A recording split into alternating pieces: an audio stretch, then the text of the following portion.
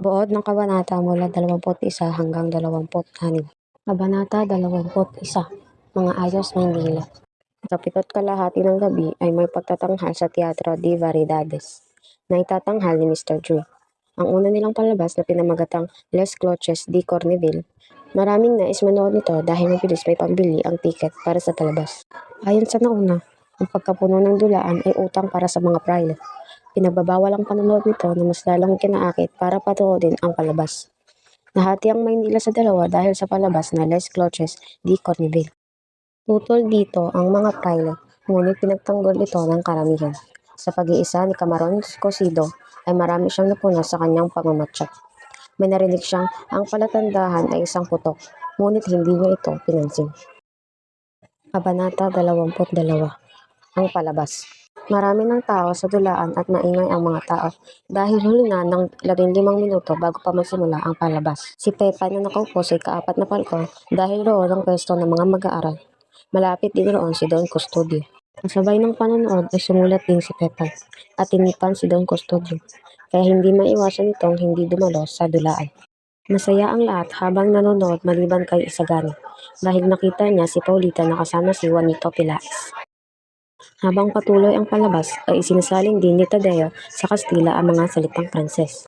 Sumang-ayon na si Padre Irene sa kahilingan ng mga mag-aaral na magtayo ng akademya, ngunit sasailalim pa ito sa isang korporasyon kung sakaling hindi gustuhin ng mga Dominikano na masama ang akademya sa universidad. Kasisimula pa lang ng ikalawang bahagi ng palabas ay nagtayuan at lumabas ang mga mag-aaral. Kabanata 23. Ang Bangkay. Naroon na si Simon sa ikapito ng gabi, naroong umalis at bumalik ng makalawa sa kanyang bahay na may kasamang ibang tao. May binabantayan sa 100 kalapit ng kumbento sa Santa Clara at nakita si Camarón Rosido sa dulaan na may kausap ng mag-aaral. Nais at tapat ang hangarin ni Basilio na mapagaling si Kapitan Tiago. Ngunit nagtataka ito kung bakit dinaratnan niya si Kapitan Tiago na tulog, naglalaway at namumutlang parang isang patay. Hindi niya matanto kung sino ang nagbibigay rito ng apyan, gayong si Simon at Padre Irene lamang ang dumadalaw rito. Nung gabi iyon ay nagsadya si Simon sa bahay ni Basilio para iparating ang planong himagsikan na gaganapin ng gabing iyon. Nais ni Simon na pangunahan ang pagigiba ng pinto ng kumbento para makuha si Maria Clara. Ngunit huli na dahil si Maria Clara ay patay na ng hapong din yun. Sa una hindi makapaniwala si Simon, ngunit naniwala lang ito nang may padala si Padre Salvi kay Padre Irene para ipaalam kay Kapitan Tiago ang pagkamatay ni Maria Clara. Halos sumabog ang puso ni Simon sa kanyang nalaman, dahil si Maria Clara ang dahilan ng kanyang paghihibagsik. Samantala'y naiwan si Basilyong awang-awa kay Simon. Kabanata 24. Mga pangarap. Kinabukasan, bago lumubog ang araw, itumungo si Isagani sa malikot para kitain si Paulita. Umaasa si Isagani na mapag-usapan ang nangyari sa dulaan. Sa kanyang paghihintay, ay naalala ng binata ang masasaya nilang sandali. Naisumpa niya tuloy ang dulaan at ang nakikipagtunggalian na si Juanito Pilaes. Marami nang naisip si Isagani at unti-unti na ring dumilim ang kalangitan. Nang siya'y lumingon, nakita niya ang karwaheng dumarating. Nasakay si Paulita, ang kaibigan niya ang kasama niya sa dulaan, at si Doña Victorina. Lumapit si Doña Victorina para makibalita sa nawawalang asawa. Subalit hindi ito maituro ni Isagani dahil sa bahay ng amahin ito nagtatago. Nang makapagsarili ang magkasintahan ay unang nagpahayag ng damdamin si Paulita. Hindi man lang daw siya pinansin ni Isagani dahil nakatitig lamang ito sa mananayaw. Nagpaliwanag naman si Isagani at sinabi pa ni Paulita na si Doña Victorina ang umiibig kay Pilaes at hindi siya. Napunta ang usapan sa bayan ni Isagani. Umaasa si Isagani sa pagkunlad ng kanilang bayan. Pinapangarap din niya na magkaroon ng pook, daungan at ng tanggulang bansa.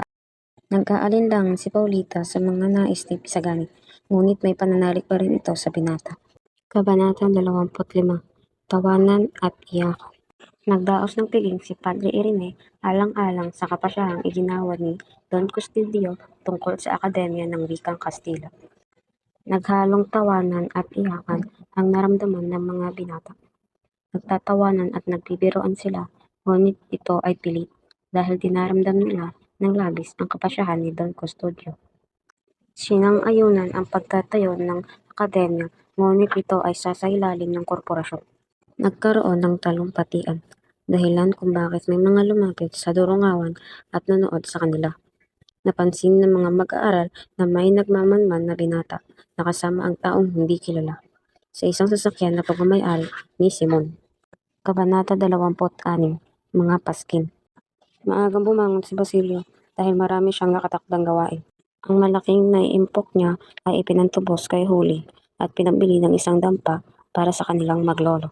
Nang makarating si Basilio sa San Juan de Dios at tanungin ng kanyang mga kaibigan ang tungkol sa paghihimagsik. Napalundag si Basilio at naalala ang binalak na himagsikan ngunit hindi natuloy dahil sa sakunang nangyari.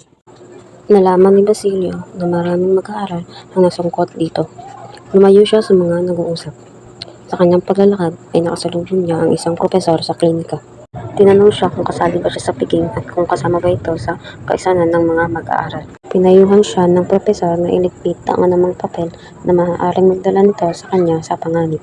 Nalaman nitong ang dahilan ay ang pagkakalagay ng mga paskin na may mga masasamang sinabi tungkol sa pamahalaan.